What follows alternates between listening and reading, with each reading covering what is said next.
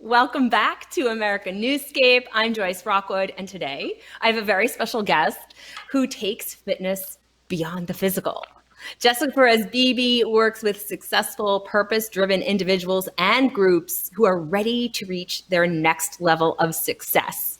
Whether you want to break out of a plateau of existing success or take your existing game up and over the top, Jessica believes fitness is the driving force for trimming the fat and helping you to be laser focused. Some would call this the secret sauce.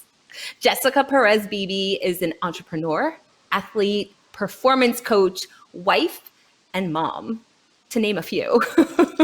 And welcome, Jessica Perez-Beebe. Thank you so much for having me. I'm excited to be here and to share with your audience, and I'm all yours. So just ask away. Jessica, we met at one of our business masterminds, and I just remember seeing you and thinking, who is that Spitfire? And so it's really fun to flash forward and be here with you now. And I would just love for you to start off by sharing with the listeners what some of your struggles were. What was your early life like before fitness became an integral part of your everyday life? Oh my goodness, how much time do we have for that answer? Fitness and health was not a part of my upbringing, right? It wasn't something that I saw in my family. In fact, quite the opposite. Health was not a priority. My grandparents had type 2 diabetes. Everyone was a smoker in my family, a drinker. And I was born to a single teenage mom. So we really had a life of, struggling and just, working to make ends meet, not a big focus at all, or any focus at all on eating well, on exercising. Sports were not a part of my life growing up. So really it was, not a healthy lifestyle. We had home cooked meals, but we also drank soda and that kind of thing, and fast food. And really through my teen years and all the way into my early 20s, we are a product of our environment until we kind of interrupt that pattern and decide that we want to be something different. So in my teen years and into my early 20s, I was sick a lot, actually. I had a lot of digestion issues. I had tons of allergies, right? I mean, I was living in a house with a bunch of smokers and just eating a bunch of crap, and also living in really poor neighborhoods where all of that matters. I had lead poisoning as a child because I was chewing on the windowsill and it was lead paint. So all of those things, add up. And I had a poor lifestyle into my early 20s. I was at least 30-40 pounds overweight. I was a smoker, and so until I started to have that desire to feel a different way, to look a different way. That's really what the first quarter of my life looked like. Yeah, and now we know that digestion is at the core of most of the diseases that Americans suffer from. Yes. So if you hadn't interrupted that pattern, we can only imagine where you would be now. You talk about that interruption of that belief cycle. So what was it that really helped you to break free of that cycle? Was there someone that you met? Was there a class you took? I was thinking about that in terms of was there this big shift? From a young age, even though I was still, repeating patterns and things like that I was brought up in, I still always had this desire to be more, to be something different and to experience more than what I was in my current situation. And for me, it became really studying a lot and doing really well in school. And I hadn't made the connection yet to health. right? I hadn't connected those dots yet, but the desire to improve, the desire, to level up, the desire to create a different reality than the reality that I was living in and that I saw my mother and the other adults around me struggling so much in. I knew that there was something more. I didn't necessarily know how that was going to be. But I think just that desire and that curiosity caused me to like pick up certain books and then, have a little exposure to another way of living. I started reading a lot about mindset and quantum physics. I think personal development, one of my first books I can remember reading that made a huge difference for me was In the Meantime by Ian Van Zandt. And from that book, I started to read Louise Hay and Esther Hicks. And so I started really understanding that I could change my reality. And I started doing that in other areas of my life. I hadn't yet gotten there with health and fitness until I ended up when I went to college. So just back up a little bit, all of that studying and drive that I had actually helped because I ended up being selected, and I'm in this like poor school. My mother's a single mom. There was no way there was any money to pay for any kind of education. But in the eighth grade, and this is on my list of things to do, is to find this principal and this teacher who saw something in me and somehow connected me to take an entrance exam for an all-girls private school. It was very prestigious, number one in the tri-state area. And I was accepted into this school for a full paid scholarship. And that was another part that was a beginning of me seeing other ways, right? I was the first person to graduate high school in my family, let alone then go on to college, right? So just breaking a lot of old patterns. And in college, to get back to the question that you asked me, I remember being a freshman at Westchester University and walking around on campus and seeing these girls who were like fit and vibrant and running around with belly shirts. And, I was very uncomfortable in my skin. And at 18, 19 years old, you're thinking of the superficial. It's like, oh, I want to look like that. How does that happen? And that's really what started to get me interested in starting to put exercise and starting to look at, different ways to eat and be healthier. And so I explored for a few years there in my early 20s until I really, got to something that really worked and could stick with it. There were two moments where you shared where I literally had goosebumps and felt the hairs Mm, sticking up on my arms and onto wow. my shoulders. Right when you said that you were raised by a single teenage mom, that one gripped me. So Hmm. I will never forget that. And Yeah. if you want to share anything more about what your relationship is like with your mom in a moment, I would invite you to do that because I think our moms are so inspirational in more ways than we might even realize until we get to where we are. And then the second one was when you shared about your principal. So I would encourage you to reach I out to that know. individual because I think it's so important for people to know of the impact that they've had on us.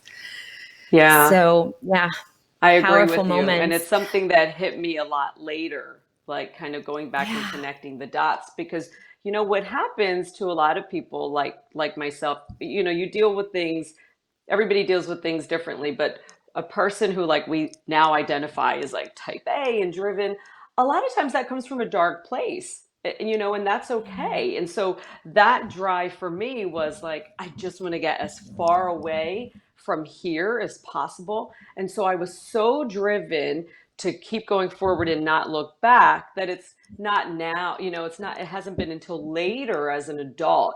And, really like once I got into my 40s, where I really slowed down enough, like, okay, I'm safe. Okay, I've gotten there, or that I've slowed down enough to look back and connect all those dots and identify, wow, that was a really pivotal moment for me. And I've got to go back and find those teachers. So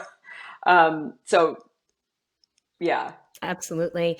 And I encourage you to do that because I actually come Yeah. from a long family of teachers, all the way, excuse me, Oh, from my grandmother to my aunts and uncles to my cousins. And I just think, wow, it's so powerful because I remember my third grade teacher, and he has had such a yeah. huge influence on me in terms of the arts. So that's why I said that to you.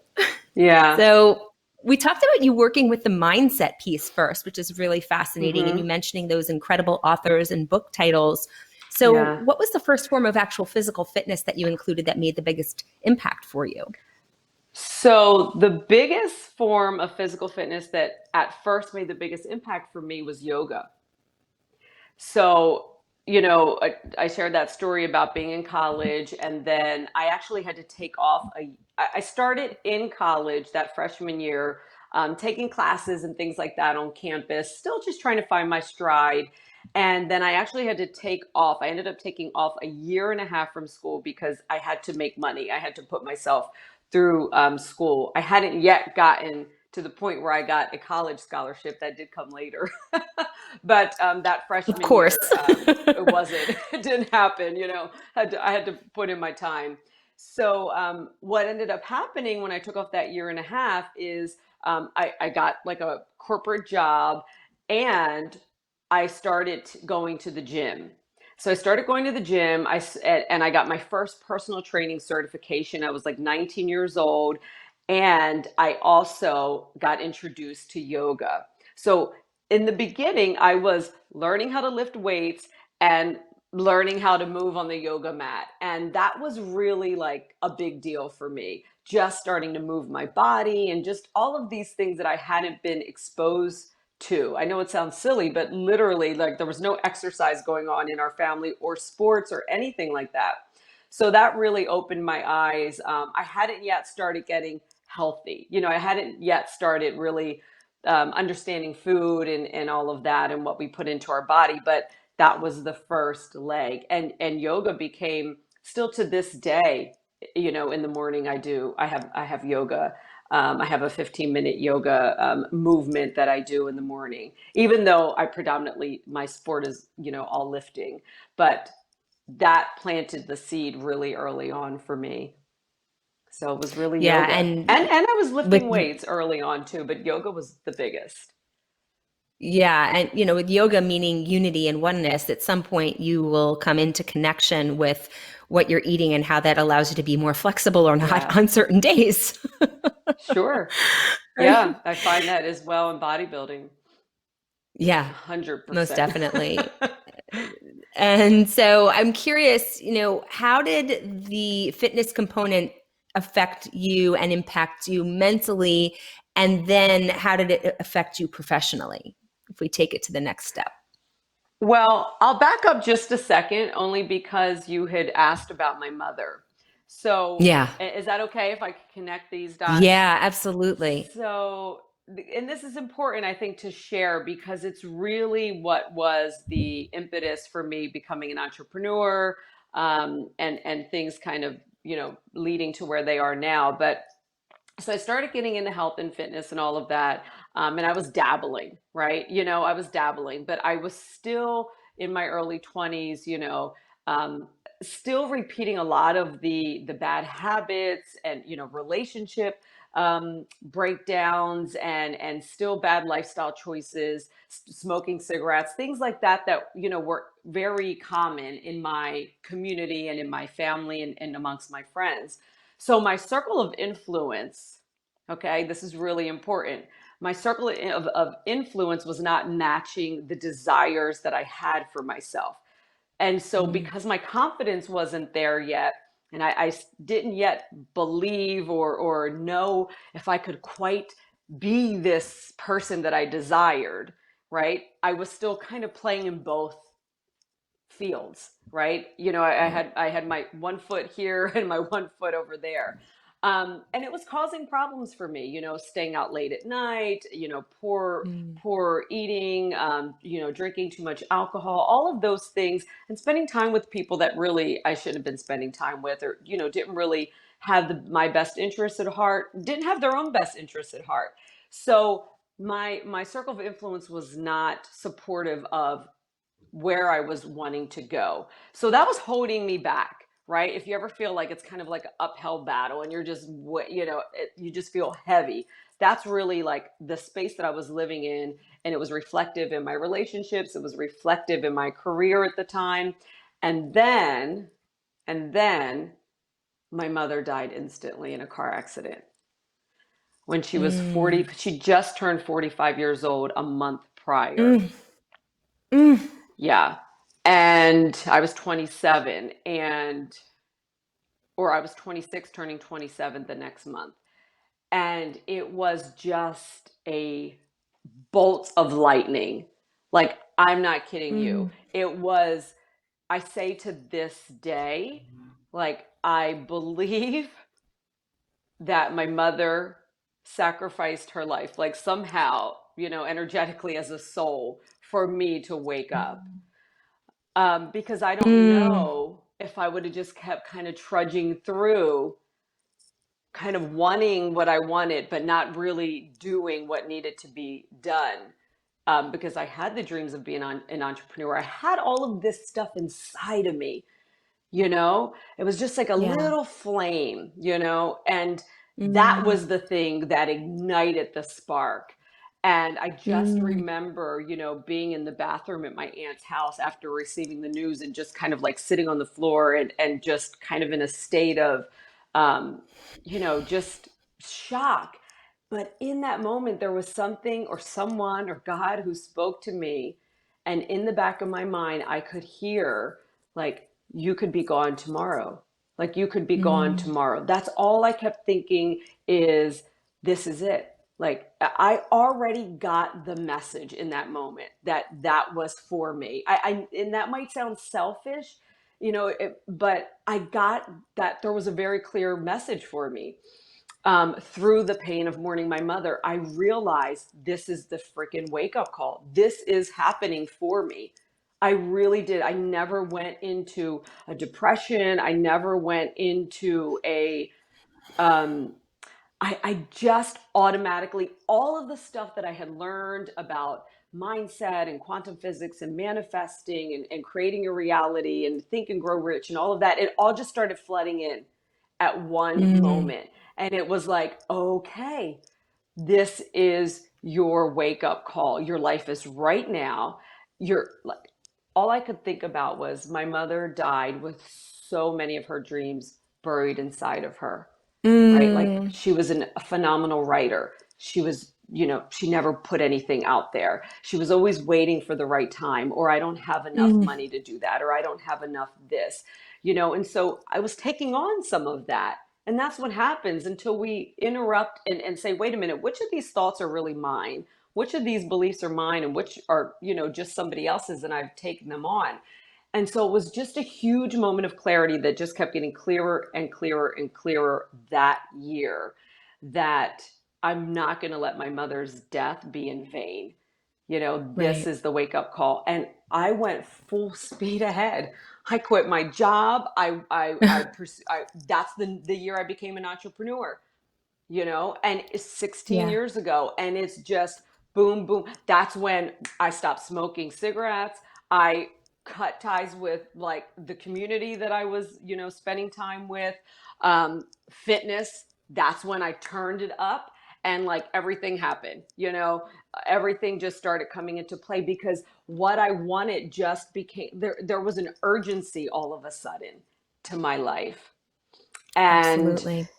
and that's what got me to be serious about everything that I wanted. And fitness, health and fitness became that thing that just skyrocketed everything. Yeah, I will just say you said something earlier about, I know it sounds selfish. I would say nothing that we ever do in our life is selfish when we have a greater intention for the greater good Yeah, of other people. So nothing about that was selfish, at least in the way that most people think of the word selfish, which can be sometimes a negative, right? But selfish correct. is really meaning to be enveloped in one's intention as well, not necessarily always for negative. That's right. And to So, finally feel worthy of the things that you want.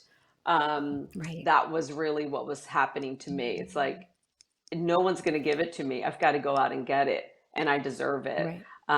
And, this is how urgent life is. We don't have all the time that we think we do. Yeah. Yeah. And the other thing that stood out for me that you said was you made this quick decision. You left your job, you went and did, next thing, Yep. boom, boom, boom.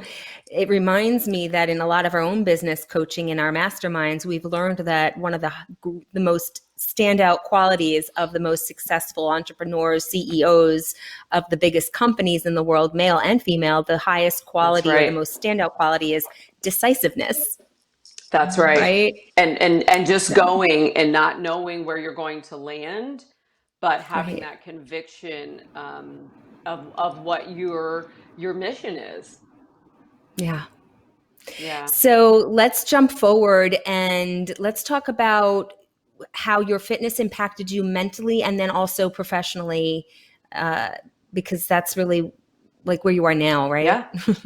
Yeah. I mean, gosh, so many ways that it's impacted me, mentally, and has just had me level up in all areas of my life. I mean, I say this with 100% certainty. Like, when I made fitness a priority in my life, my standards for everything else just went up. My Yeah. standards for relationships, my standards for, the amount of money I wanted to make, the standards that I had in my own business.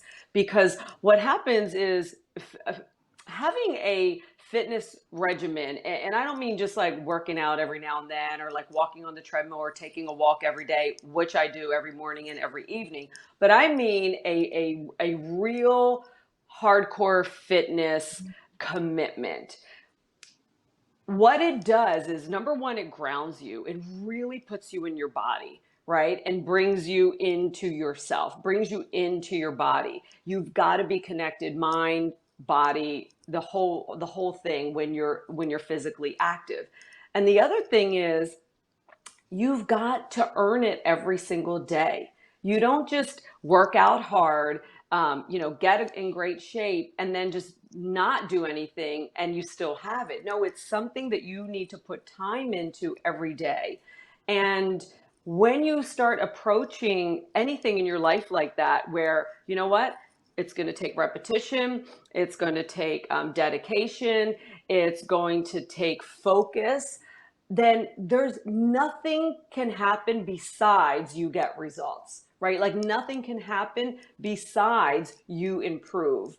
And so, having a commitment to fitness, and to this day, it's still the number one priority for me over my business. My business excels, and this is my fourth business. My last business I owned and sold at an incredible profit, and it's still running and growing, a brick and mortar company.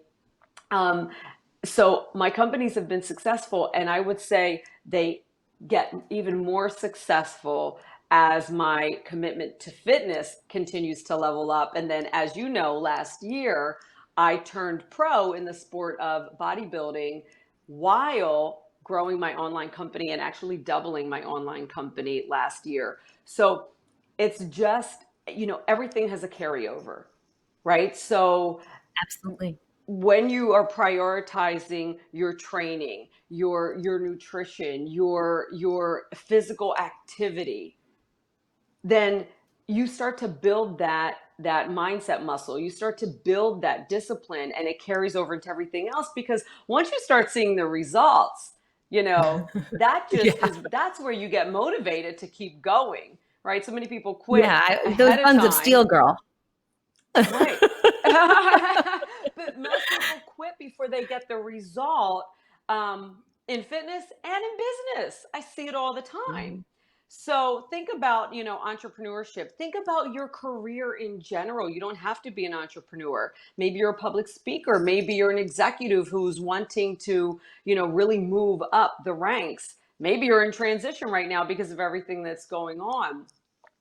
But what I know for sure is, when you start to stick with your fitness program, your fitness training, and you start to really challenge yourself, right?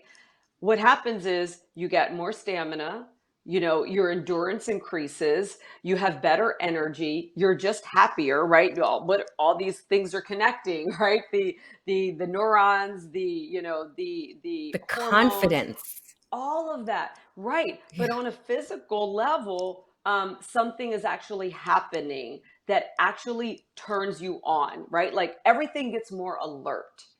Everything gets Yeah. more alert. And think about it, there's 1 or 2 hours out of the day, every day, that you are doing something for yourself, your physical and your mental.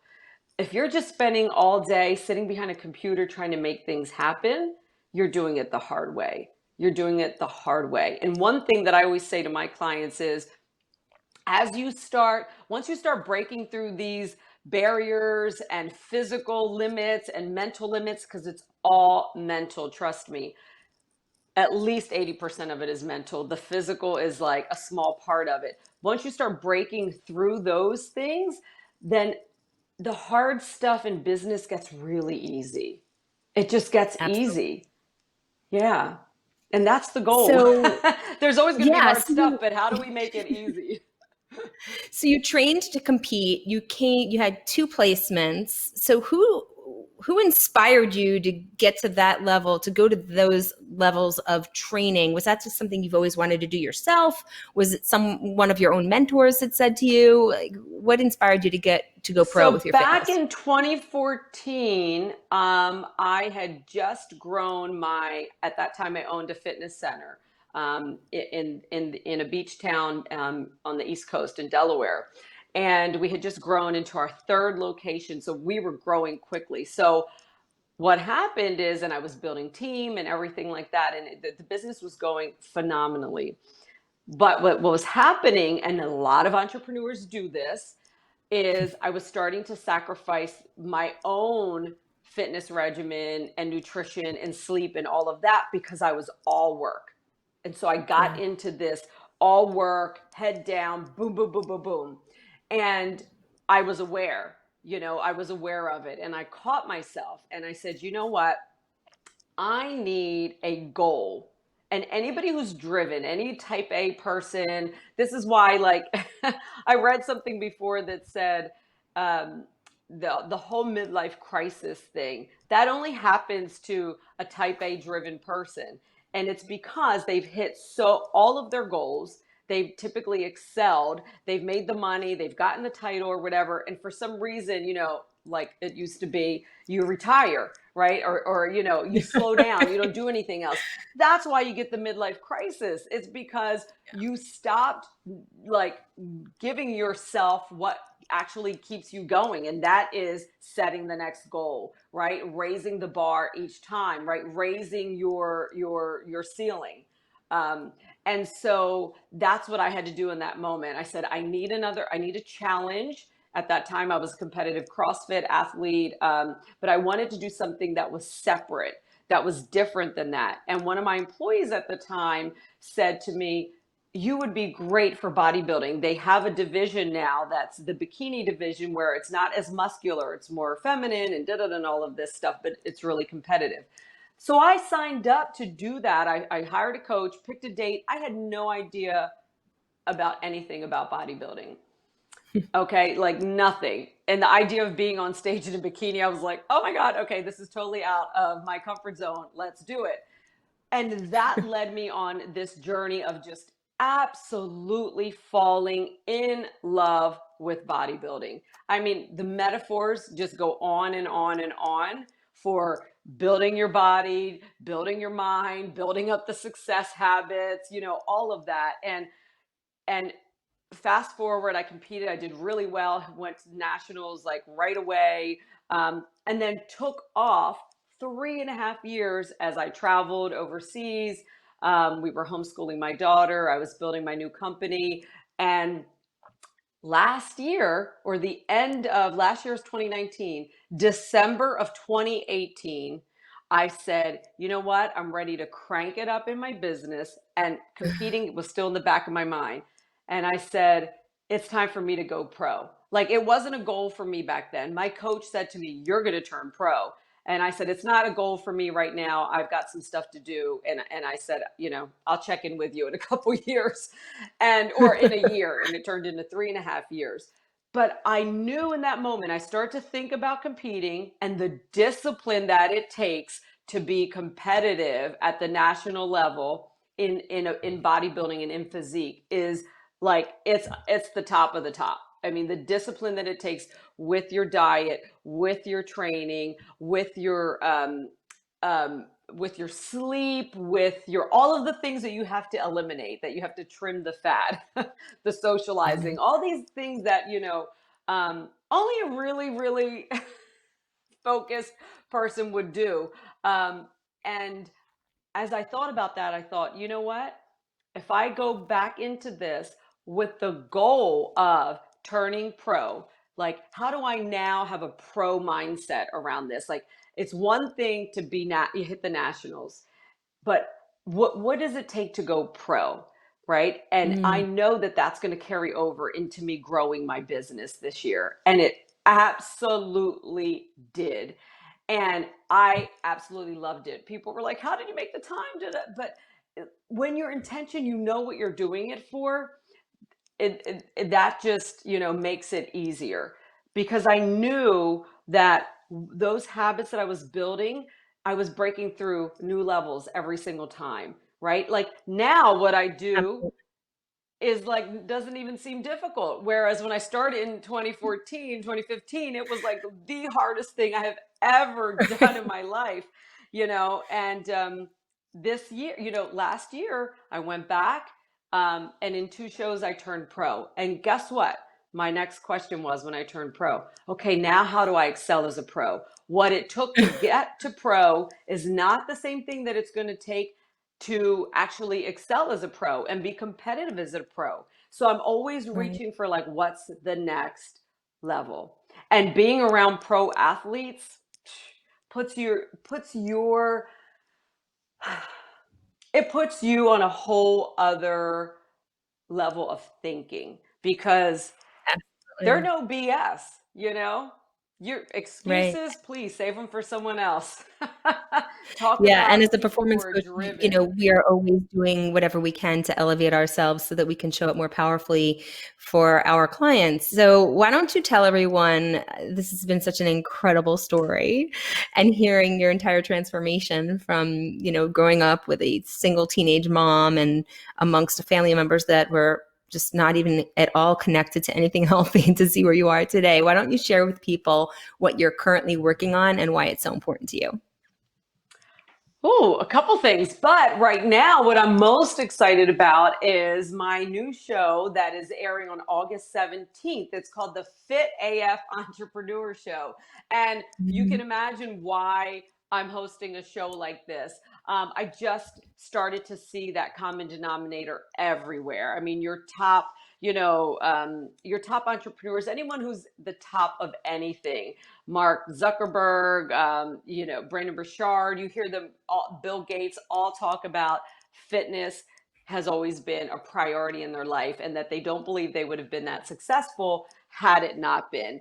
And so I always hear people say, "I don't have time," or, I'm building my empire right now. And this show is all about showing you that you don't have to sacrifice your health while you're out there chasing wealth, or chasing, prestige, or so you can have both. And in fact, when you actually put fitness at the front, and I'll share something incredible, because there's 15 episodes. I highlight 15 people, incredible, multiple 6, 7, and 8 figure business owners, who all of them have in common. I'll share this one thing: they do fitness first. They do fitness first. Mhm. And so many people think it's the other way around, that we roll out of bed and just start working, right? And that's like kind of the amateur way, and I've been there before, like the solopreneur, just kind of trying to do everything on my own. And now, using the pro approach, it's you're not that it's not all work. And because it's not all work and you're prioritizing fitness and you're getting those breakthroughs in your mind and in your body and your confidence is increased and your energy and all of that, because of that, your business actually does better. You'll hear stories, specific stories before and after of when people started prioritizing fitness, and how they started seeing that directly impact their business, their career, and their relationships. So I'm really excited about this show, because one of my bigger visions, because you said, what are you working on now, is I'm in the birthing stages of a nonprofit that actually Mm. uses bodybuilding and fitness, to get those kids like myself into programs that help them to start putting these habits and these principles, into practice at a young age, so that they really have a head start. And we're going to actually be starting it in my original hometown community, and then the big vision is really to branch it around the country. So it's really important to me, fitness and health, because I've just seen it, make a huge difference for myself and for so many other people. So, yeah. It's so beautiful. And it's the full circle because it's where you came from and what you didn't have that you now want to make sure you are affording to the children of tomorrow and or where That's our right. thriving entrepreneurs of tomorrow, starting with our children. Yes, that's exactly Yeah, it. Yeah, because so many of those habits just carry over. You know that. The discipline, the without a focus, the doubt. stamina. Without a doubt. I would So say that all your of health those actually things. has to be a non-negotiable if you are an entrepreneur and you are building an empire, because if you can't get out of bed because you don't feel well, then how are you going to run your business, right? Yeah, exactly. So before we close out, any other thoughts last minute that you want to share before we say goodbye to everyone? Well, if you're thinking about making fitness a priority in your life, don't be afraid of it, right? Like, I'm talking about bodybuilding because that's what I love, right? But for you, it could be dancing. For you, it could be yoga. For you, it could be running or biking. And I always say, I taught fitness for over a decade, and I always, when I started with someone, said, let's pick something that you actually like and enjoy. Like, what is it that you can look forward to doing? And like, let's just start there, right? You don't have to do what anybody else is doing. It doesn't have to be something drastic. In fact, don't start, don't go from A to Z. Just do Right. something that you can manage, right? A few times a week, and then build up, right? Same approach that you take in your business. Don't try to do everything at once. Pick something, stick to that, watch yourself get the results, and then you start to add more, and level up along the way. But get with a Yeah. community. That's the most important, because as I said in my story, I could have all these visions for what I wanted, but my actions were not backing that up. And a big part of that was because the community that I was surrounded by did not have the same desires. And so as soon as you get around people that have the same goals, the same desires for improvement, and other people who are fit and prioritizing fitness, it will be much easier for you, than trying to do it on your own. Absolutely. I second that. And I highly recommend anyone listening to go ahead and connect with Jessica. We have some links below for you so that you can get connected to her online Oh, show. great. This is, yeah, this has been Joyce Rockwood with Jessica Perez-Beebe talking about how to Thank transform your you. mind and life through fitness to take you beyond the physical. Additional links and information on Jessica and how to get in touch with her can be found in our Read More section right below this video. You can connect with her further by these same links through these similar platforms that we've got for you right below. Please consider as well to subscribing to this channel, and we'll see you next time. Thanks, Jessica. Bye. Thank you.